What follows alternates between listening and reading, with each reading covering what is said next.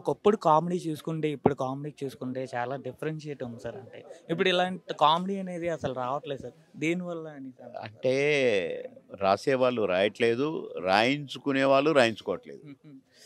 అప్పుడు డైరెక్టర్లు కామెడీ సీన్లు 5, 6గురితో రాయించుకొని, అలా 5, 6గురిని రాసింది ఫేర్ చేసుకొని, రేపు షూటింగ్ అనగా ఈరోజు చదువుకునేవాళ్ళు.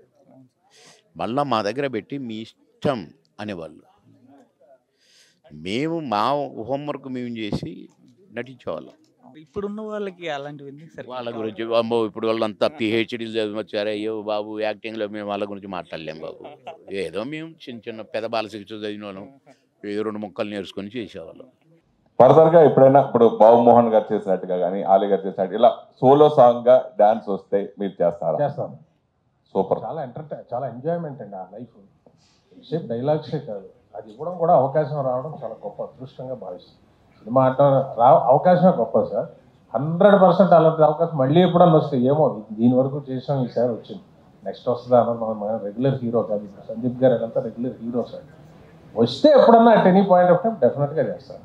ఇందాక రాములమ్మ సాంగ్ ప్లే అవుతుంటే ఈయన నా పక్కనే కూర్చున్నారు కదా, అబ్బా నేను మిస్ అయిపోయాను సార్ ఈ సాంగ్ కి అంటారు. అవును, మంచి చిన్న ఇది ఎంత బాగున్నది. ఓకే ఓకే, కవర్ సాంగ్ చేద్దాం తర్వాత. కవర్ సాంగ్ చేసేద్దరు కానీ అంటున్నా. సందీప్ గారు